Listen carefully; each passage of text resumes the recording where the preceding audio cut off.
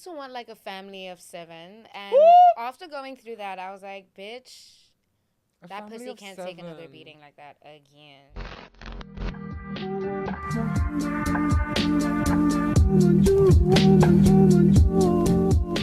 Hey guys, welcome to the second episode of my podcast. It's called Pabcast, as you should know by now, and today I'm joined with Kat. Period. You guys may know me as Kat Slovak. I caused a lot of uproar in 2020. Guys, in 2020, she was... It was a time. It was a time, like, guys. it was an era. Yeah, the amount of people that you were calling out was crazy. Unprovoked, too. Like, 2020 was a time, like, shit, child. But now she doesn't do social media anymore. Crazy. Why did you stop doing social media? Okay, so with all the content I was like creating and, you know, calling out like racists, homophobes, you know, people who were like basically an endangerment to like social media and people, it became so overwhelming. Like I started getting DMs about, you know, extremely sensitive situations. Like were people like doing like sending you like death threats or anything? I did get death threats like at a certain People point. love to do that on social media, hey? It's like they thrive off of that, you know? People love to message you and be like, you're gonna die. Yeah, like, I will come and kill you. Like I'm gonna kill you tonight. Like, people always do that for no they did. reason. And, like, yeah, it got overwhelming. So I was just like, you know what? It's, like, not a vibe. And then I started getting hate, obviously. And I thought, like, I was doing the right thing because I was just like, you know what? Slay, like, I think you were doing the right thing, though. Speaking my truth and, you know, bringing certain topics to light. And it upset people who obviously, like, didn't agree with me. Yeah. And then it got to a certain point where, like, I got bullied and I, you know, people started coming at my appearance, my wigs. Not that I blame y'all, because that was a time. Guys, like, forgive me for that era. People would always, every time I posted a video with Kat. The wigs, child. Every time I posted a video with you, all the comments were either about your wigs or about, remember when I got a perm? Guys, I got a perm. Slay. And me and Kat were like hanging out at that time. People were just commenting about her wigs, about my nasty perm. Bruh, like, not the taxi rank wig, child. Like, I was like, I did not, in fact, get this at the track. Like, she didn't get it at the taxi rank. I was with her when she got it. And honestly, I thought it was such a slay at that point. So nice. I was like, babe, you have to get this one. You're never going to get hate. You need to, like, and... You're never going to get hate ever again with this wig. Oh. Bitch, did I, like, not get hate. And I get it, though, because when I went back and, like, I scrolled back to that time, I was like, what the fuck? Yeah, I remember there was, like, one red babe? wig that was really not giving, babe. It wasn't giving because it was synthetic. And I won't even cap, like, I wore synthetic wigs for, like, a while. Is this synthetic? No. Can I feel it? Bitch, it's human. That's so nice. Also the lace. So nice. Slay. If any of you guys tell me something about my wig today, I know you're lying. Then I know you're a hater. You guys are just a hater and you're lying. Because maybe in 2020 that could have passed. Maybe in 2021 that could have passed. Maybe 22 that could have passed. But right now, it's 2023. It's 2023 and that not pass. Can only slightly pass. Bitch. So, like, aside from, like, the hate and, like, how overwhelming social media became, I literally, like, fell pregnant. But you know what the gag is, though? I didn't know. Up until I was, like, 20 weeks, 5 Gal, months. I'm, like, reacting like I don't know, but I know. But every time you tell me this, I know. And I'm like, what's going on, gal? She was just chilling at my house. We were vibing, chilling. And Kat's like, oh, like, I'm gaining weight. I'm like, babe, you're not gaining weight. And then total denial. Tell the people how old you were when you gave birth. I was 22 years old. No, I was 21. You were 21. I was pregnant at 21. I gave birth at 21. I'm currently 22. That's crazy, hey. That's insane because obviously I didn't plan that. Like, yeah. Obviously. Like, it wasn't planned because I had moved to Cape Town, like, started working down here. Those who know. Yeah. And I started working here, and, you know, everything was fine. Like, I didn't even suspect, like, any signs of pregnancy. Like, my flow was still, like, proper. Like, Wait, did you still have your period? Low key, yeah. You still had your period and you were pregnant? Yeah, so I was just like, you know what, vibes. I just like felt sick all the time. I was gaining weight and I was like, dude, like what the fuck is going on? But I still had my period though, so slay. Like it can't be that. Yeah, it can't be. You can't be in pregnant. absolute fucking denial. So I was just like, you know No, what? yeah. No. And then like it got to a point where I was throwing up a lot. And I was like, okay, no, I need to get my like self checked out. So I went to a gynecologist and I went in May of 2022. Babe, I was literally with you at that time. Like, it was wild. And it was also like at that point when I had started school, like film school, Yeah, like yeah, first year yeah. in film school. So I was like really excited. And then I found out I was pregnant. And she was like, do you want to find out the gender? And I was like, yeah. She's like, it's a boy. And I was like, Oh my gosh. So you found out in May. I only found out that she was pregnant in October. Well, to be honest, I saw it on your Finsta. Yeah. I saw on her Finsta she was posting this baby. I kept replying and I was like, whose baby is this? Because I refused to believe that it was real. You know what I mean? Of course. I never believed that it was real. Also, like, never. Because I was in Cape Town and most of the people who know me were in Bloem, no one ever saw me. Yeah. And if I'm being so honest, I wasn't showing. And that's, like, it wasn't a dead giveaway. That's why I was, like, in so much denial. I was like, no, I can't be pregnant. It's not that. Like, it's just, like, weight gain. Yeah, you literally thought you were getting... Like, I remember when like, we were together and you thought you were gaining weight. I Yeah. don't know what to do because I'm getting fat. Like, yeah. the whole time there's, like, a bun clicking in the fucking... I mean, he's like, yo, like, I'm actually in here, like... Let me out, gal. Let me out. So, I don't even want to cap, though. Like...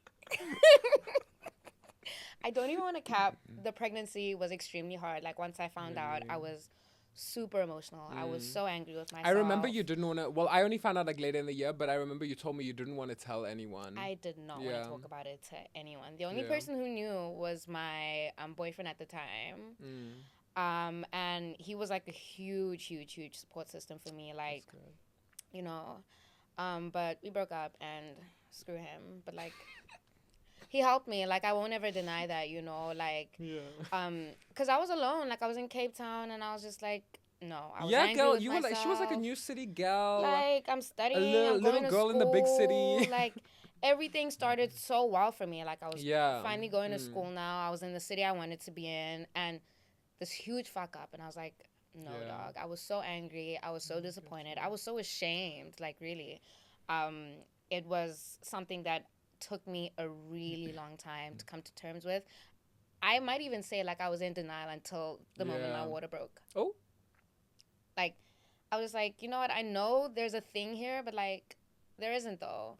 Then there came the time at midnight on Thursday. No, it was Wednesday, the 27th. No, the 28th. The 28th of October, my water broke. And it just felt like, I was like, sploosh. And then I had to get myself to the hospital because I was alone. Oh my gosh. And then I went to the hospital. Did you go by yourself to the hospital when you gave birth? Yeah, slay. Like, I went to the hospital. Oh my gosh. And then I was in labor for like more than 30 hours. Like 30 hours. Oh my gosh. Contracting. I'm alone and I'm like, okay, like, but like in my mind though, like I'm being so honest. Yeah. Tear. Well, actually, you know, my eye always waters. Babe. Oh. Yeah. I thought we were getting emotional. But anyways, yeah, no, like, bitch, I was like in denial. I wasn't even like thinking about it. I was just like, you know what, slay, like. What is your baby's name? Peanut. Peanut. He is such a little vibe. It is. It's currently August. Dude, is that his government name? Period, slay. He is Peanut, and we love that for him. He's gonna be like little Peanut. Okay. How old is how old is Peanut right now? He is 10 months old. He will be 11 months next week, and then in September next month, he will be 12 months old. So in the future, do you want more kids other than Peanut? For now, no. But I think I would like want him to grow up with like a sibling. With a sibling, I think my maximum is one more kid, honestly. Babe. I used to want like a family of 7, and Woo! after going through that, I was like, bitch, A that family pussy of can't take another 7. beating like that again, child. But what advice would you give to young moms? Okay. Um, I want to start at the root of it all. If you feel that you are not ready to take on something as big as a baby, because a baby is a hell of a responsibility. Like it Yeah. it is an insane and immense job for any parent to carry out, whether you're the mother or the father. But as the mother, make sure this is something you're ready to do, regardless of the support you think you're going to get from family and friends. Ultimately, the decision does lie in your hands. And if this is something you know you're not ready for, you have the resources to, you know, come and make those decisions and like speak to people Yeah. and decide if you want to keep the child or not. I know that's like such a controversial like take, but I'm being honest. You don't want to be in a position where you're forced to raise a kid that you didn't want in the first place. Now the kid ends up neglected, abused, Yeah. and you end up with postpartum syndrome and like you're depressed and you end up like offing yourself or some like crazy shit like that. Like it impacts you and it impacts the child. So do not ever, it's still your decision at the end of the day. That's all I'm gonna say. Yeah. And then my advice would also be to have a close knit support team, support group, people you can trust and know, like you can be vulnerable with and like completely honest with, like at any time, um, because it's not something you can do alone. No matter how hard you try, I learned that the hard way. I tried to do it alone and I couldn't. Like, you know, I had to get assistance from my parents, which Yeah. I love so much. Like, And what is something you would do differently as a mom that your parents did?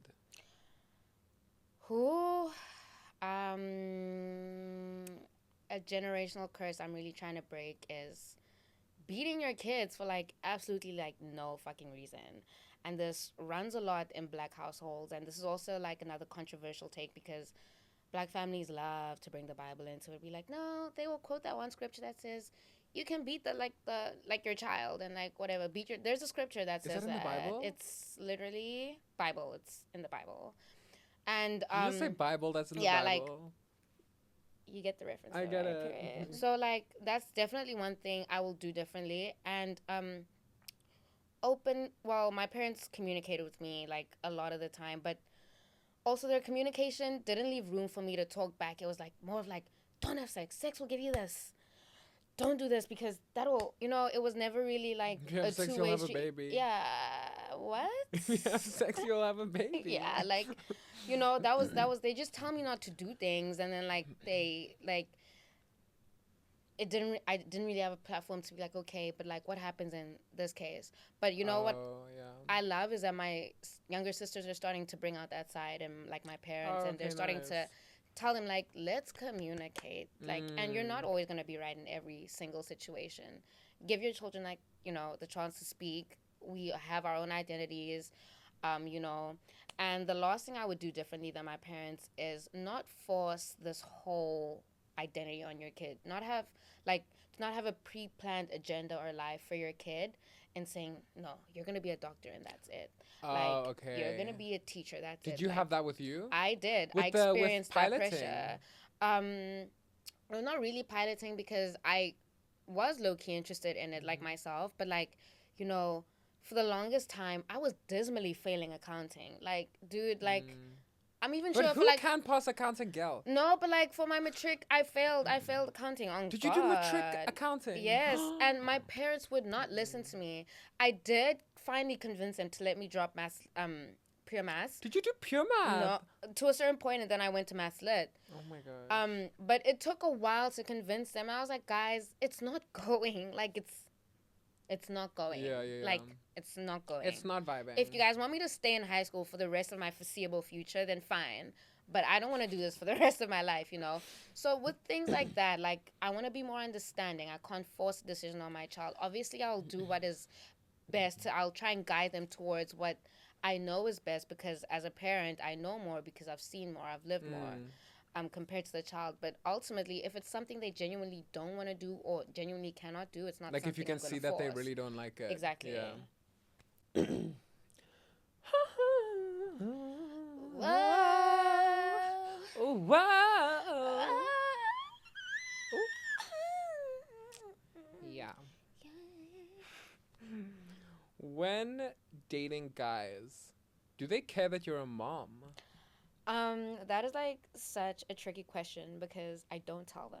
Oh, do they even need to know though? I They don't even feel know. completely secure in that. Like, I don't want you to know my business if I know that, or if I am not completely secure in the fact that we will end up together, even like long term. Like, if I do date guys, which I do, I don't tell them because it's huge. Like, it's not a play thing, you know. Like, and also for the fact that people are prejudiced, you know, like people judge, and it's a human thing. I judge, you judge, everyone judges. So I want to be seen for my authentic self before people or men label me as a single mom or the whore who ended up pregnant and, like, you know, has a deadbeat.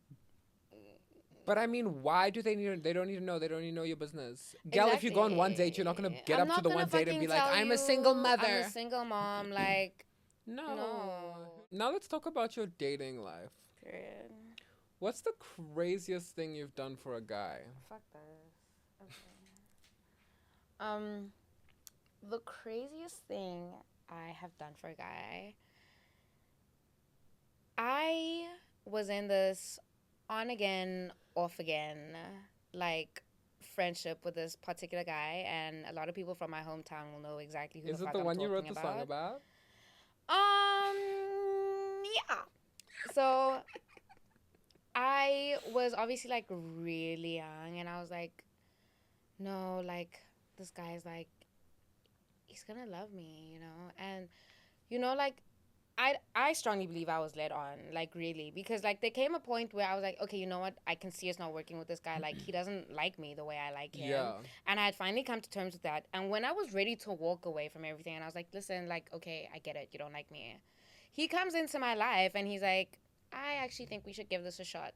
So my giddy 18, 19-year-old self was like, OMG, he finally came to his fucking senses, and he was like, slay, let's do this. So I dropped my friends for this guy. Like, anytime my friends wanted to make plans, I put him first before anyone else, even before myself, like, which is so wild, like, you know, because he wasn't even worth it in the end. I'm not with him. He ended up cheating on me anyways. Like, it was just a big fucking mess, and it was not worth it at all. People love to cheat these days, hey? Like, it's such a slay for them. Everyone's always cheating. Like, and they do. They love it. If you're in a relationship, your man is cheating on you. Oh, had to be said. With us. Anyways, so yeah, like that, I feel like that was pretty wild, that like I would cancel plans that I'd made in advance with like people I care about, friends, family, to go see this dick. Couldn't even fuck with me like that. Like, you know, that's not okay. That's pretty crazy. Yeah. So that's the craziest thing you've done? Yeah. And I think it's the reason I say it's crazy is because like the thing is, like, I don't, like, I know it's crazy. Yeah. Like, for some people. And now that you've, like, grown, you realize that it's crazy. Yeah. But with me, every time I meet someone that I, like, I drop plans. I stop seeing people. Yeah. My whole life is this person. Yeah. You know? And it just, like, comes over me. But now, like, I'm starting to get better. Yeah. But, like, I also broke into my ex's house. Huh. What do you mean, gal? I did, though, because I hate you. No, the thing is, if I like deep, like, I love deep. There's a hair in my eye. I love deep. And I was so hurt when I found out about this other girl. And he had a bunch of my shit.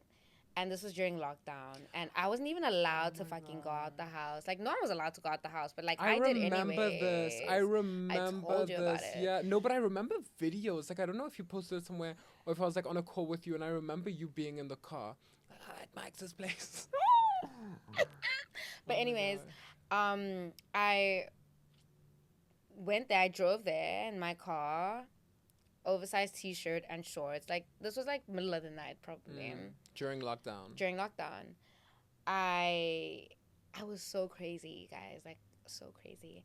I climbed over his wall. Like I parked my car in a way that it was like so close to the wall that I could like climb on my car to climb on the wall. You're crazy. And then I jumped off of the wall into the yard, and he had like this huge yard, like fucking rich. He had this huge yard, and I ran to the back. You know, I had been at his house like all the time, so I knew which entrances to use. She knew the map work. I knew which doors were unlocked and which doors like, period. So I got to the back of the house, and there was like the pool, and the pool also had a wall. So I climbed on that wall, and then I walked across the wall, climbed over the balcony railing into the office study room that he had, and then his room was like right next to like the study room, and I waited there. I went into his room, and I just stood there over his bed. I was like, and like this was like an attempt to like fix our relationship. Like I said, I was crazy for this guy. Breaking into his house was going to fix your relationship. And entering. Yeah, I was like, you know what? He'll see this as like a grand gesture. He'll realize he was such a fool to cheat on me to begin with and let me go. And he will take me back and he will love me. I was so desperate for attention. I was so desperate for love. Like I was thirsting for it, bro. Like I'm not even kidding. I'm not even gonna like. Not gonna cap. I'm not gonna cap. Did he call the police? No. Oh. I stood there, like, after I stood there, I eventually decided to wake him up. And I was, like, calling his name. I was like... He was sleeping? He was sleeping. Babe! Yeah, like, I watched over him sleep because I was like, okay, this could go really right or this could go, like, really wrong. Imagine waking up and just seeing someone stand there. No! You broke into his house and you were watching him sleep. And I don't regret it, too. Like, I don't regret it either. So, after I had, like, eventually gotten him to wake up, he was like, this is him. I'm going to reenact it.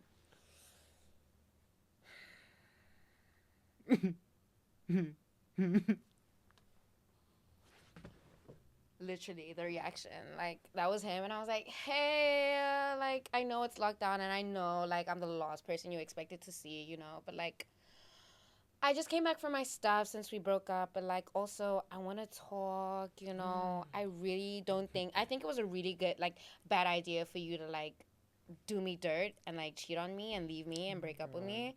So I'm giving you the opportunity now to come to terms with what you've done and like correct it. And we can just go back to everything and we can be normal again. Hold up. You said your craziest thing you've done for a guy was just being in love with him. Yeah. You didn't think this was more crazy? But I was really immature, and I probably won't break into any more houses. Hopefully. But it wasn't even like breaking to like steal or harm anyone. Yeah, it was just, like you were just watching someone sleep. I was trying to reconcile and like, you know, it was for love. So you love, right? No. Okay. Right now, no. The answer was supposed to be yes. Okay. Rephrase the question. So you love. I do. Would you date a broke guy? No. Why? No. Why would you date a broke guy? Yeah. Why? I'm interviewing you. Like, what can a broke guy do for you? You know, and I don't mean like materialistically, financially, like they're broke. That's not a good look, babe. Like, that's not a good look. I want to be with someone who is not broke, Pablo. Like, I just want to be with someone who is established. Okay. Would you date a really rich guy who's, like, super, super ugly like, then? Like, puss ugly. I would. I seriously would. So you wouldn't date a broke guy that's the most beautiful guy you've ever seen in your life? I have, and I regret every single thing. Let me tell you why. Dating a broke guy is so stressful. Last year, I dated the brokest thing I've ever, like, laid my eyes on. And don't get me wrong, he's a, like, beautiful human being. Like, he's so hot. and he's tall, and you know, like this. Woo, he's like, he was handsome, but he was broke. I paid for every single fucking date. Oh. Every single date. Mind you, I was pregnant. This all happened last year while I was Oh, pregnant. is this by the the boyfriend way. that was there for you? This was the boyfriend that was there for me. So emotionally, he was like, yes, such a slay. Okay. But it wasn't enough. Yeah. Like, I can't keep cashing out. Like, now I have a kid to take care of. So imagine that. And then having to take care of a man as well. But you're raising a peanut as well. And now you're dealing with raising a child. You're struggling. But you're also dating someone who's struggling. It's not logical. So it's like that, you know, in maths, like 2 negatives make a positive, but not in this case. Yeah, no, like that does not apply here. I don't know why I said that. Because I have dated like really rich guys. Like, I talk to rich guys now. I've seriously elevated in terms She's of like gone up. You know, men and my roster. I'm eating pasta and lobster. Period. And it's a slay. I don't have to worry when I know I'm going on a date with like a guy who you don't even bring your wallet. I bring a purse that's empty. It's got lip gloss and it's got my ID. And it's got your vape. And I quit vaping. Oh. Guys, please don't vape. Don't. So you got a lot of hate in 2020 TikTok because you were posting videos, even when you were like not even when she wasn't calling people out, guys. Yeah. She was getting hate for her appearance, for every single thing, and I also do. Yeah. But how do you? I struggle with it personally. Like you know me, I can go like a month not posting. It's so hard. How do you deal? Like, how did you deal back then with the hate on social media? I was getting a lot of hate at the time from all corners, whether it was about my appearance or the fact that I called people out. Like, even like you said, if it was on content that wasn't necessarily about like calling people out, like I'd still get hated on. Yeah. And the reason I believe I got through it is, for one, I got thick skin from my parents. Like, I would say like it started from a very young age. Like, I've been able to take insult. Like, you know, my mom would like call me stupid for like no reason. So like it was like when it was coming from strangers, it wasn't really that deep. Like, because you know, can I say something? When I think about social media, because you've been doing it. When did you start TikTok actually? I started in high school, like I think around grade 9 or so. So like I was like 14, 15.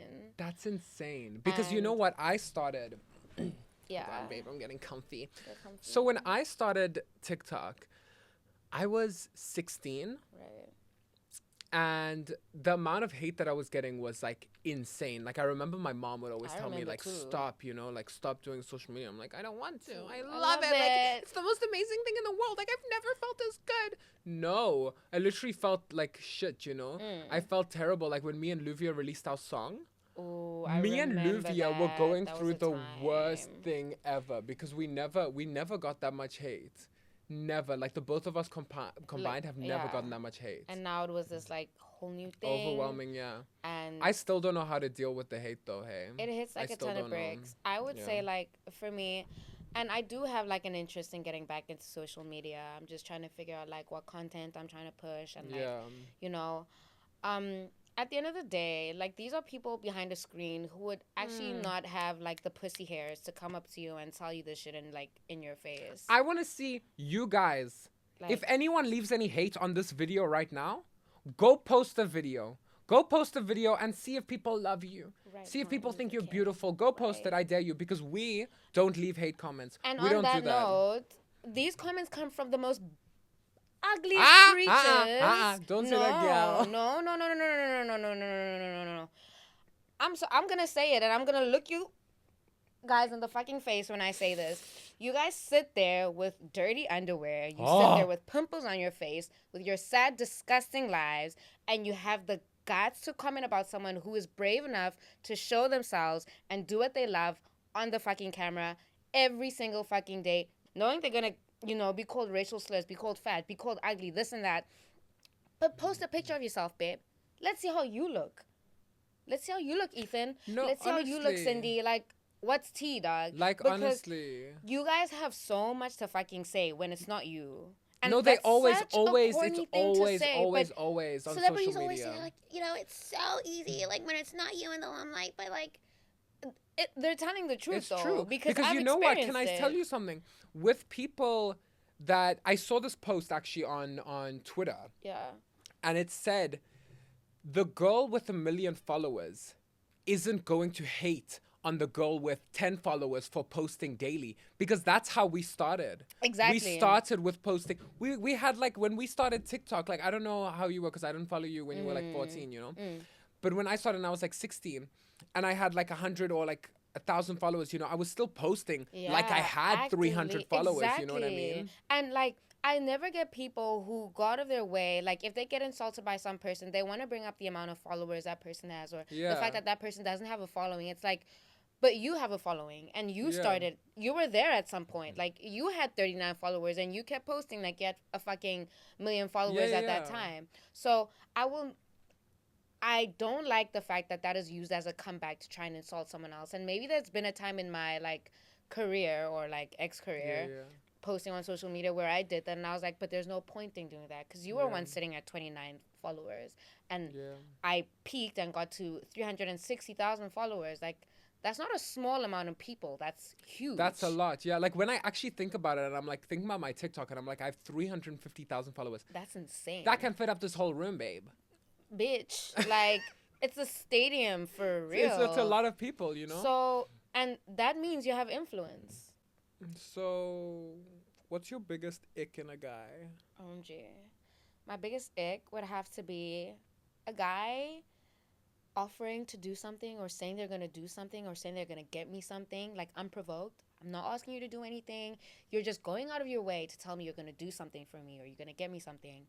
And, like, 3 years later, like, I still haven't gotten that. Like, you still haven't done anything. Like, you haven't done shit. Like, why did you gas me up like that? Like, why? Like, it's annoying. It's like, bro. My biggest ick is when guys wear flip-flops. Shout out, because Ace would say the same thing. Gal, why are you walking around with your bare two little toes outside? Like, why? Like, girls can do it. Even that, though, like, my bestie was sitting here. Shout out to you, babe. She hates it. Like, it's so annoying. Like, okay, if you're going to the beach, that's obviously something different. Like, hello, no, sand. babe, go barefoot. Me, me with my hairy big toe. Like, hey, imagine me pulling up to a date. It's very unattractive. Like, so unattractive. It's so unattractive, and men do that. Like, I've heard of men going on dates with their toes wide open, out exposed for everyone to see, and then the bottom of the feet is like dirty. Do something better with your life. Okay, guys, that's all the time we've got.